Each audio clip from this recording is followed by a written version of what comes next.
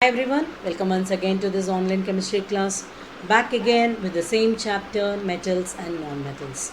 And in this, we were doing chemical properties of metals. So we'll be continuing with the same topic today even because you have to study several chemical reactions. First, we saw the reaction of metals with oxygen in our previous session. And we had learnt about amphoteric oxides, anodizing and all. So what will happen when metals react with oxygen? It forms the corresponding metal oxide. For example, when magnesium is burnt, it turns into magnesium oxide. Those things we saw.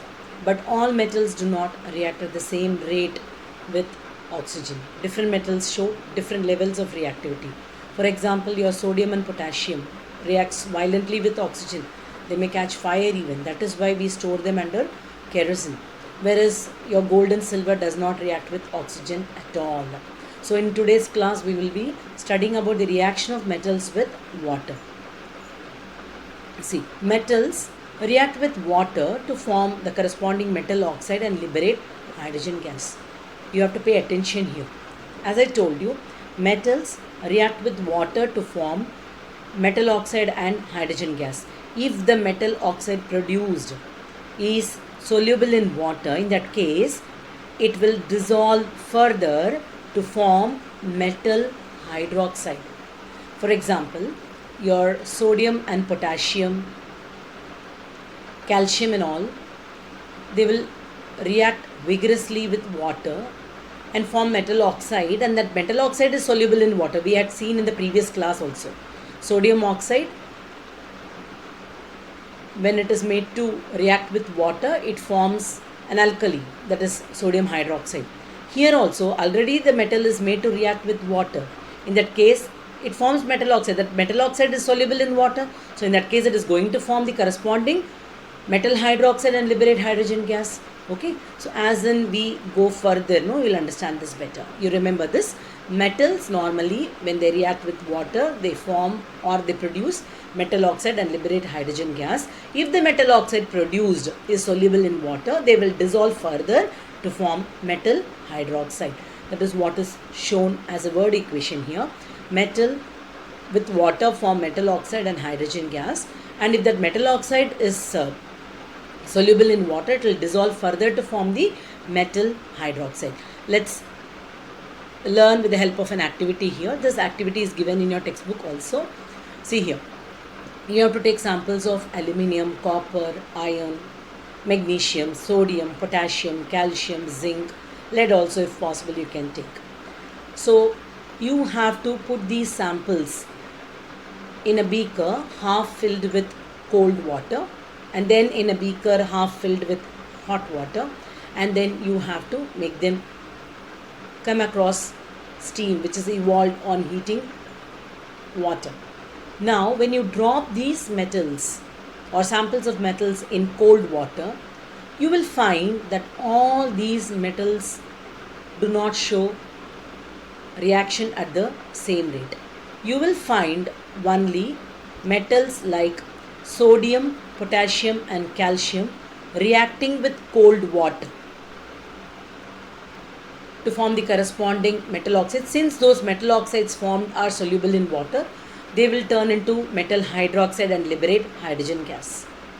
But this magnesium will not react with cold water, but it will react with hot water, and it will form the corresponding metal oxide, and that metal oxide is soluble in water. It will turn into hydroxide and liberate hydrogen gas. But aluminium, iron and zinc will not react neither with hot water nor with cold water. So metals like sodium and potassium react violently with water, and the reaction is so violent that the liberated hydrogen gas catches fire easily. Sodium and potassium are highly reactive. Even they are highly reactive with oxygen and with water even. The hydrogen gas liberated will catch fire easily. So metals like sodium and potassium react violently with cold water, the reaction is so violent that the liberated hydrogen gas will catch fire easily and the product formed will be the corresponding metal hydroxide. If it is with potassium and cold water, it will form potassium hydroxide, hydrogen gas, and heat energy will be released. Obviously, it's an exothermic reaction. Similarly, sodium on its reaction with cold water will form sodium hydroxide, liberate hydrogen gas, and produce heat energy also. And it is also an example of exothermic reaction. So, here, as I told you, the metal oxide formed from this sodium and potassium are soluble in water. That is why they turn into the corresponding hydroxide, because it gets further dissolved in water, right? So metals that are reacting with water when it is in the water state, that is cold water or hot water, in that case the metal oxide formed is further soluble in water, means it gets further dissolved in water. In that case they form the corresponding metal hydroxide. Clear?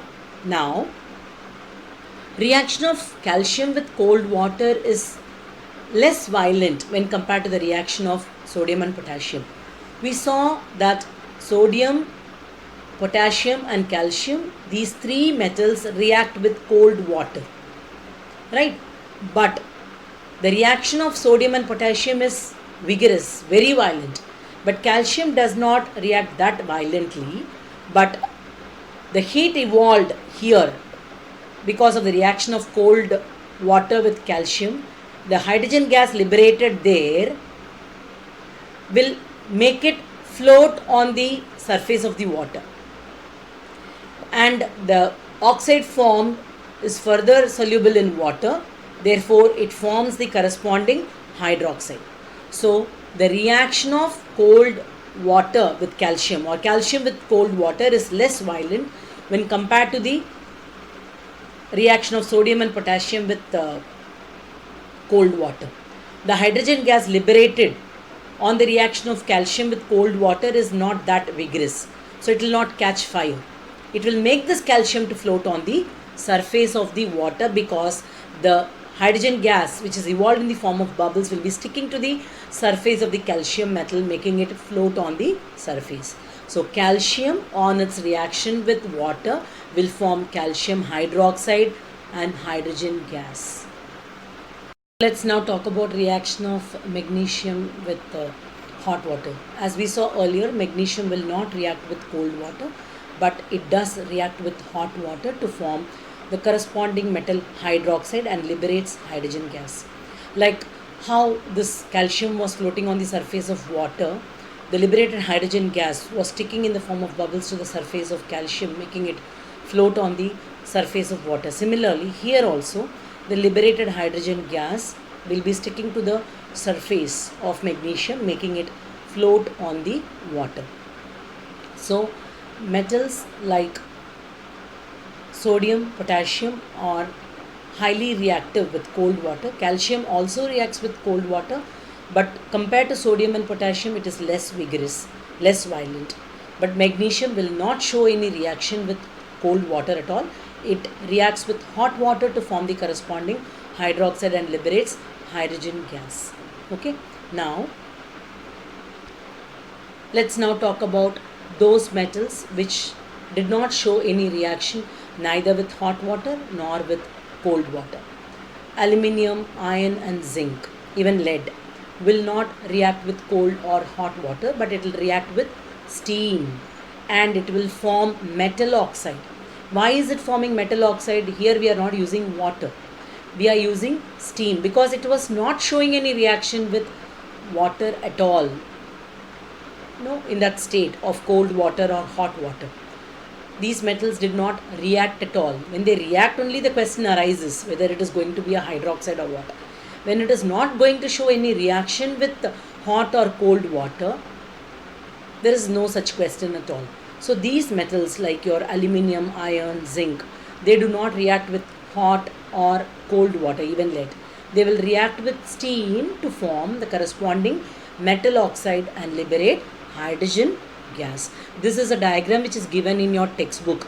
A glass will soaked in water, a piece of metal sample either of aluminium, iron or zinc is to be placed there, and you can see the reaction taking place, the corresponding metal oxide and hydrogen gas that is liberated. It will be in the form of bubbles in the water which is kept on the other side. This is given in your textbook page number 43. Okay, so from this we can say that metals like aluminium, iron and zinc do not react with hot or cold water, but they react with steam to form the corresponding metal oxide and liberate hydrogen gas. Two examples I have taken and their equations are given. Reaction of aluminium with water in the form of steam, okay, gives you aluminium oxide liberating hydrogen gas. Iron with water in the form of steam gives you iron oxide, that is ferrous oxide, Fe3O4, and liberates hydrogen gas. Similarly, lead also will react with steam but not with hot or cold water. Copper is another one, a metal which will not react with hot water or cold water or with steam even. So among the samples shown here, aluminium shows its reaction with steam, copper does not react with hot water or cold water or steam, iron reacts with steam, lead also shows its reaction only with steam, magnesium with hot water not with cold water, sodium and potassium and calcium reacts with cold water. Sodium and potassium are highly reactive compared to calcium. The hydrogen gas liberated on its reaction with the water of these metals like sodium and potassium may even catch fire. Zinc also does not react with hot or cold water, reacts with steam. So we can come to a conclusion that all metals do not react with water at the same rate. Metals such as lead, copper, silver and gold do not react with water at all, but lead has its reaction with steam.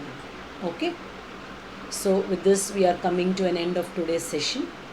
Meet you very soon in the next session with the next part of chemical properties. Okay, till then, take care, bye.